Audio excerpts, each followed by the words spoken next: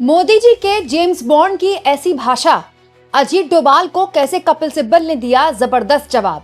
दोस्तों, NSA national security adviser Ajit Doval ने एक ऐसी बात बोली है जो मुझे सोचने पर मजबूर करेगी, आपको भी करेगी, कि अजीत डोभाल वाकई में नेशनल सिक्योरिटी एडवाइजर हैं या फिर वो पद त्याग कर वो खांटी भाजपाई प्रवक्ता या नेता बन गए हैं।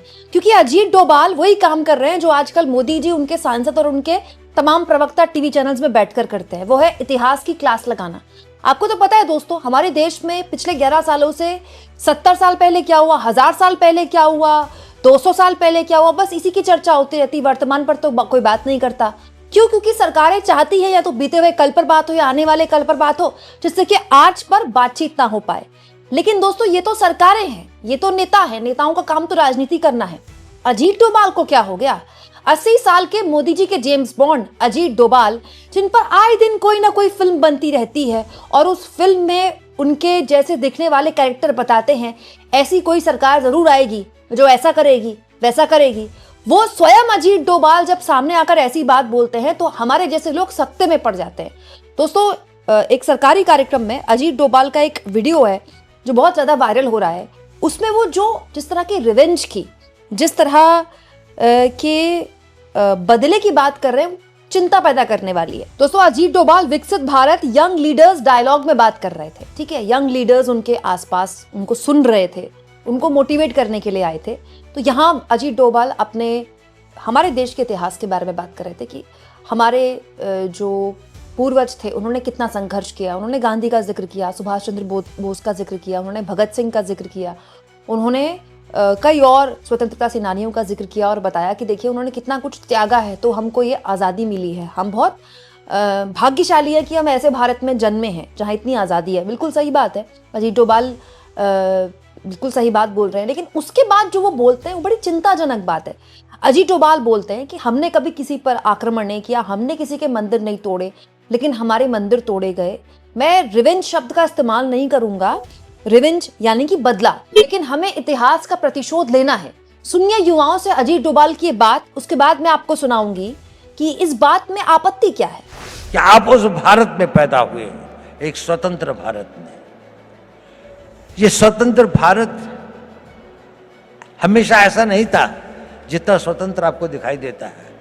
सदियों तक हमारे पूर्वजों ने इसके लिए बहुत कुर्बानियां सही, बहुत अपमान सहे, बहुत असहायता के दौर से गुजरे। कई लोगों को फांसी चढ़नी पड़ी। भगत सिंह को फांसी के फंदे को स्वीकार करना पड़ा, सुभाष बोस को जीवन भर संघर्ष करना पड़ा, महात्मा गांधी को सत्याग्रह करना पड़ा और अनगिनत लोगों को अपनी जानें देनी पड़ी। यह संघर्ष चलता रहा। हमारे गांव जले, हमारी सिविलाइजेशन को समाप्त किया गया, हमारे मंदिरों को लूटा गया और हम एक मूक दर्शक की तरह असहाय होकर इसको देखते रहे। यह इतिहास हमें एक चुनौती देता है कि ये उस भारत का आज हर युवक के अंदर वो आग होनी चाहिए कि मैं, प्रतिशोध शब्द अच्छा तो नहीं है, लेकिन प्रतिशोध भी अपने में एक बड़ी भारी शक्ति होती है। हमें अपने इतिहास का प्रतिशोध लेना है। तो पहली बात तो ये दोस्तों कि अजीत डोभाल सार्वजनिक मंच में बड़े दिनों बाद दिखे हैं। 10 महीने पहले दिखे थे, तब ये वीडियो वायरल हुई थी। तब भी अजीत डोभाल की इस मौजूदगी पर बहुत से लोगों ने सवाल खड़े किए थे। 10 महीने पहले अजीत डोभाल तब अमेरिका गए थे मोदी जी के साथ। मोदी जी इलॉन मस्क से मिलने के जब मिले थे वहां, जब ट्रम्प से भी मिले थे, और इलॉन मस्क अपने बच्चों को लेकर आए थे। मोदी जी तो उनके बच्चों के साथ खेल रहे थे, पता नहीं अजीत डोभाल वहां बैठकर क्या कर रहे थे। तब भी बहुत सारे लोगों ने कहा कि एनएसए का काम क्या यही रह गया है क्या, कि दुनिया के सबसे बड़े उद्योगपति के बच्चे वहां बैठकर खेल रहे हैं, मोदी जी उनको खिला रहे हैं और अजीत डोभाल वहां बैठे हुए हैं। लेकिन उससे ऊपर मैं ये जानना चाहती हूँ कि एनएसए नेशनल सिक्योरिटी एडवाइजर, दोस्तों ये जो पद होता है ये बहुत ही ज्यादा बड़ा पद होता है। प्रधानमंत्री को स्ट्रैटेजिक मैटर्स में, सिक्योरिटी के मामले में, कोऑर्डिनेटिंग इंटेलिजेंस में, सिक्योरिटी पॉलिसी को कैसे शेप करना है इस मामले में, क्राइसिस रिस्पॉन्स मामले में, एनएसए एडवाइस करते हैं और मोदी जी तो जब से 2014 से सत्ता में आए हैं, अजीत डोभाल उनके हमेशा करीब रहते हैं, हमेशा आपने उनको देखा होगा और अजीत डोभाल का बहुत महिमा मंडन भी होता है। तो मैं जानना चाहती हूँ कि एनएसए का बस यही काम रह गया है कि वो इतिहास की क्लास दे और उसमें भी प्रतिशोध की बात करें। इस तरह की बात करके वो किसको उकसा रहे हैं, देश के युवाओं को क्या संदेश देना चाहते हैं? तब जबकि उनसे उनके मामलों में कुछ सवाल पूछे जाएं तो कोई जवाब मिलेगा क्या? दोस्तों 2025 में भारत ने नेशनल सिक्योरिटी के मसले पर कई चैलेंजेस देखे हैं। हम पर पहलगाम का भीषण आतंकी हमला हुआ, उसके बाद ऑपरेशन सिंदूर हुआ और ऑपरेशन सिंदूर में हमने पाकिस्तान के घर में घुसकर उनके एयरबेस को तबाह कर दिया। आज भी पाकिस्तान अपने उन जख्मों को गाए बगाए सहलाता रहता है और बताता रहता है कि हमारी सेना ने उनको कितना नुकसान पहुंचाया। लेकिन अजीत डोभाल के रहते भारत की विदेश नीति उसके बाद से किस तरह से सवालों के घेरे में आई है वो जानते हैं ना। अजीत डोभाल ये बात जानते हैं ना कि सीज फायर किस तरह से ट्रंप ने उसका ऐलान किया। अजीत डोभाल ये भी जानते हैं दोस्तों कि उसके बाद दिल्ली में जामा मस्जिद जैसे हाई वीआईपी इलाके में एक बार फिर से नेशनल सिक्योरिटी पर सवाल उठे जब एक आत्मघाती हमला हो गया, आत्मघाती आतंकवादी हमला, जिसको स्वीकार करने में भारत सरकार को घंटों लग गए। अजीत डोभाल समझ रहे हैं ना कि देश के अंदर कितने सारे चैलेंजेस सिक्योरिटी के मामले में ऑलरेडी हैं। तो इन सवालों का जवाब देने के बजाय अजीत डोभाल पता नहीं कौन से प्रतिशोध की बात कर रहे हैं और देश के युवाओं को उसके लिए आगाह कर रहे हैं। ये किस तरह की बात है? मुझे ये बात समझ में नहीं आती है।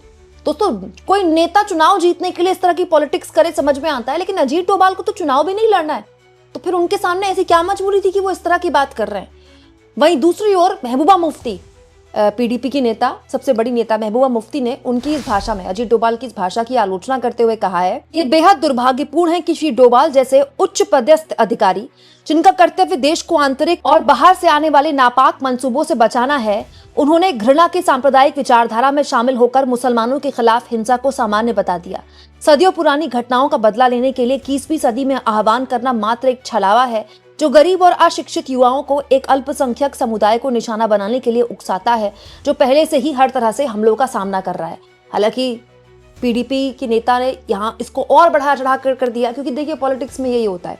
अजीत डोभाल ने यहाँ कहीं मुसलमानों का जिक्र नहीं किया, लेकिन अजीत डोभाल जो बात बोल रहे थे उससे मौका मिल गया पीडीपी के महबूबा मुफ्ती जैसे नेताओं को बोलने का। लेकिन मैं इससे आगे जानना चाहती हूँ, अजीत डोभाल को ये बात पता है ना दोस्तों कि जिस वक्त वो भारत के प्रधानमंत्री के साथ, इलॉन मस्क के बच्चों के साथ बैठे हुए थे, तब अमेरिका किस रणनीति के तहत आगे बढ़ रहा था। दोस्तों अजीत डोभाल जिस पद में बैठे हुए हैं उनका काम आज के भारत के बारे में नहीं, आज के भारत की क्या रणनीति रहे जिससे आने वाले 25 साल का भारत सशक्त हो, वो बनाना है, जो वो खुद भी कह रहे हैं।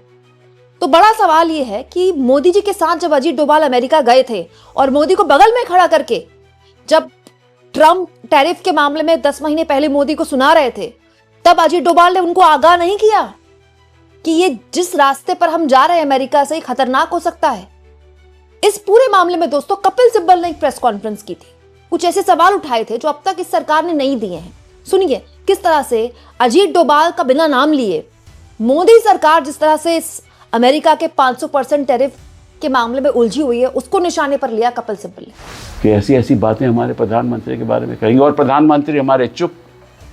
देखिए ऐसा है कि हो सकता है कि देश के हित में हो कि प्रधानमंत्री चुप रहे, ये मैं मान जाता हूं, क्योंकि स्वाभाविक है कि अगर चुप नहीं रहेंगे तो और प्रॉब्लम हो जाएंगी। तो हम भी नहीं चाहते कि अगर कुछ कहेंगे तो और प्रॉब्लम ना हो जाए कहीं। तो हम तो चाहते हैं कि हमारे देश के हित में जो है वो करना चाहिए। तो प्रधानमंत्री मौन है, अच्छी बात है, ये बहुत अच्छी बात है। लेकिन प्रॉब्लम ये है कि जब ये देश के सामने सच्चाई नहीं रखेंगे, पार्लियामेंट में सच्चाई नहीं रखेंगे, तो निश्चित रूप से सभी लोगों के मन में ये पैदा होगा कि भाई हुआ क्या, फिर उसके बाद क्या है, अफवाहें फैलेंगी, क्योंकि हमें मालूम नहीं असली बात क्या है। क्या वो चाहते हैं अमेरिका? वो कहते हैं कि भाई 3 हफ्ते के बाद हमारे पास नहीं है, हमने तो मई और जुलाई में सब तय कर लिया था, आपको हमने बोला था 3 हफ्ते के बाद हमारे पास आ जाओ तो हम कर देंगे।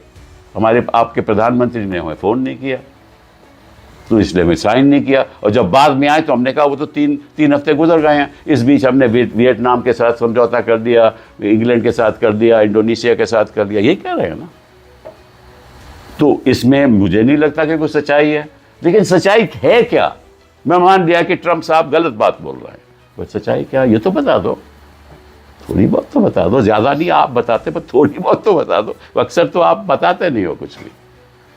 कुछ बता दो, क्योंकि जनता को पता चले कि हो क्या रहा है। हमारे देश तो मेरा है ना यार, आपका भी है, मेरा भी है, सबको पता चलना चाहिए कि हो क्या रहा है। ऐसी बातें हिंदुस्तान के साथ क्यों हो रही है? और अब वो कहते हैं कि हमने प्रपोजल लाया कि जो भी तेल खरीदेगा रशिया से हम 500% टैरिफ लगा देंगे। तो लगा दें, हम इस प्रधानमंत्री के साथ खड़े हैं, बोल दें लगा दो आप, हम आपके साथ खड़े हैं प्रधानमंत्री जी। अगर ये देश के हित में है तो हम आपके साथ खड़े हैं, हम जो भी कुर्बानी हो सकती है हम देंगे, सभी देंगे, इस देश के सभी विदेशवासी देंगे। लेकिन हिम्मत तो दिखाओ, मौन रहने से कुछ नहीं होगा।